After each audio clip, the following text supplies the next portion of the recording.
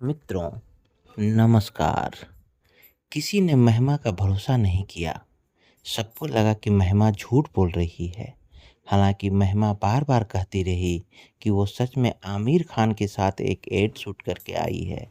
अगले महीने टीवी पे आएगा। आखिरकार वो एड टीवी पे आया और दार्जिलिंग में मौजूद उनके दोस्तों और परिचितों ने माना कि महिमा सच कह रही थी। वो एड महिमा को उनके पिता के एक जानकार की मदद से मिला था। दरअसल दिल्ली की एक मॉडलिंग एजेंसी को किसी फ्रेश चेहरे की ज़रूरत थी, यानी ऐसी लड़की जो कभी किसी को टीवी पर ना दिखी हो। महिमा के पिता के जानकार उस मॉडलिंग एजेंसी के संपर्क में थे।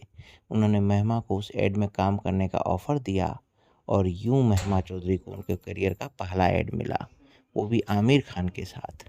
आमिर खान को महिमा ने उससे पहले सिर्फ फिल्मों में देखा था, इसलिए जब आमिर के साथ उन्हें पहली दफ़ा काम करने का मौका मिला तो उनके लिए वो लम्हा बहुत खास था। वो एक सॉफ्ट ड्रिंक का विज्ञापन था। महिमा चौधरी उस वक्त 4 साल की थी जब पहली दफ़ा उन्होंने स्टेज पर कोई किरदार निभाया। स्कूल में हुए एक नाटक में महिमा बंगाली बहू बनी थी। तब महिमा ने कभी सोचा भी नहीं होगा कि एक दिन वो वक्त आएगा जब दुनिया उन्हें जानेगी।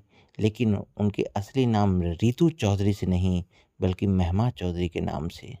उस पहले नाटक के बाद महिमा चौधरी ने हर साल अपने स्कूल में नाटक किया।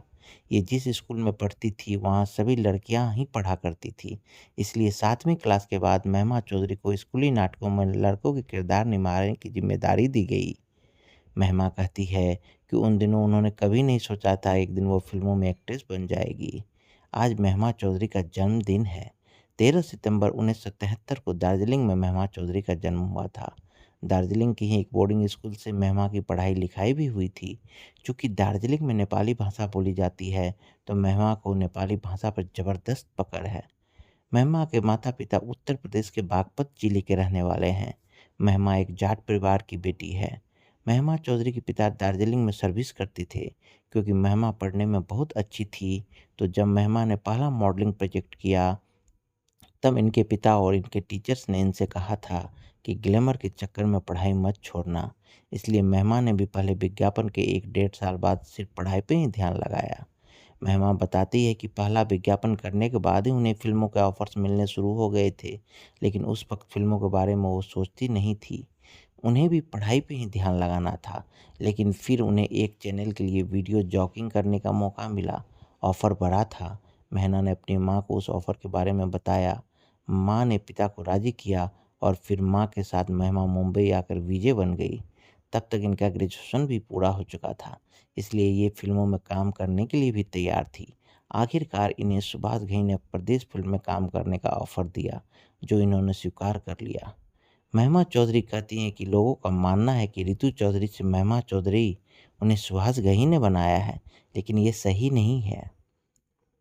सुभाष घई ने उनसे सिर्फ इतना पूछा था कि मीडिया में तुम्हारा नाम रितु ही दिया जाए या कुछ और नाम दिया जाए। महिमा को अपना पहला रियल नेम रितु कुछ खास पसंद नहीं था। स्कूल में इनकी क्लास में भी कुछ और लड़कियां थीं जिनका यही नाम था। ये अपने लिए कोई और नाम चाहती थी। इसलिए जब सुभाष घई ने नाम बदलने के बारे में पूछा तो उन्होंने अगले दिन सुभाष घई के सामने कई नाम बताए। सुभाष घई ने कहा, अगर कोई एम नाम से है तो वो रखो। सुभाष घई के मुताबिक एम से शुरू होने वाला नाम उनके लिए शुभ होता है। रितु को याद आया कि उनके पिता के एक बहुत अच्छे दोस्त थे जिनकी 2 बेटियां थीं। उनके नाम थे रिद्धिमा और महिमा। किसी और वीडियो में हम महिमा चौधरी की आगे की कहानी बताएंगे। महिमा चौधरी को मित्रों नमस्कार की तरफ से जन्मदिन की बहुत बहुत शुभकामनाएं। आज भी परदेश फिल्म का वो गाना, ये मेरा इंडिया, महिमा चौधरी को ही याद करता है।